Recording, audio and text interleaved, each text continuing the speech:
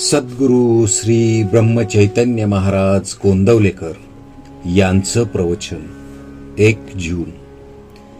कर्तेपणा टाकणे हाच परमार्थ.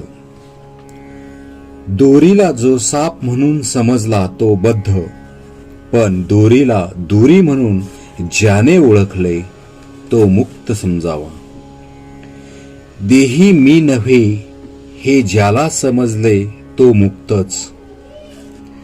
सत्य ज्ञान करून घेणे म्हणजेच मुक्तावस्था होय. बद्ध दशा आमची आम्ही निर्माण केली. काळजी, तळमळ आणि दुःख ही बद्धपणाची लक्षणे होत, तर कोणत्याही परिस्थितीत आनंदात राहणे हे मुक्तपणाचे लक्षण आहे. जागे होणे म्हणजे मुक्त दशेला येणे आहे. माझे माझ्या जवळच आहे, पण ते ठाऊक नाहीसे झाले आहे. भगवंताला विसरल्याने मी देही असे म्हणू लागलो. देह तर माझ्या ताब्यात नाही, तेव्हा मी देही नाही हे सिद्ध झाले. आपण कर्तेपण आपल्याकडे घेतो आणि त्याचबरोबर सुख दुःखही आपल्याकडे येते. मला सुख नाही आणि दुःखही नाही असे ज्याला वाटेल तो मुक्त समजावा. कर्तेपणा घातक असते. मी एवढा मोठा वाडा बांधला, प्रपंच चांगला केला असा प्रापंचिकाला अभिमान वाटतो, तर संन्यासी मठाचाच अभिमान धरून बसतो. म्हणजे या कर्तेपणाच्या बाधेतून दोघांचीही सहजी सुटका होत नाही.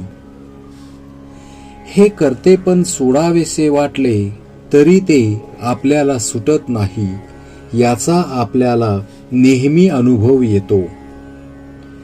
भगवंताचे अस्तित्व पटल्यानेच कर्तेपणा कमी होतो, म्हणून भगवंताच्या अखंड स्मरणात राहावे आणि भगवंत ठेवील त्यात समाधान मानावे.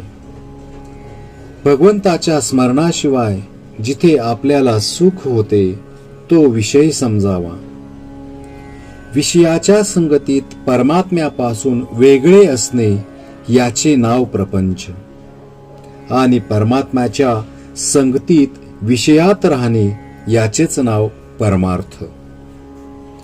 फळाची अपेक्षा ठेवून आपण जी कृती करतो ते कर्म होय, पण फळाची अपेक्षा न ठेवता आपण जे कर्म करतो ते कर्तव्य ठरते, आणि असे कर्तव्य भगवंताच्या स्मरणात करीत राहणे हाच परमार्थ.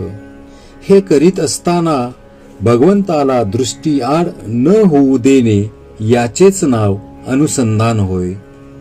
समजा आपण एखादे चांगले पुस्तक वाचित बसलो आहोत, इतक्यात आपल्या पायाला एक मुंगी चावली. त्याची जाणीव आपल्याला कशी चटकन होते. ती जाणीव सर्व शरीरभर व्यापून असते. त्याचप्रमाणे भगवंताच्या अनुसंधानाने प्रपंचाला व्यापून ठेवले पाहिजे.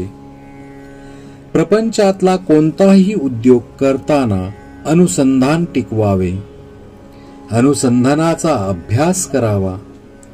भगवंताचे अनुसंधान आपल्याला भगवंताकडे घेऊन जाते. मी अनुसंधान टिकवीन असा मनाचा निश्चय करावा. आपले कर्तव्याला न विसरावे, भगवंताचे अनुसंधान राखावे.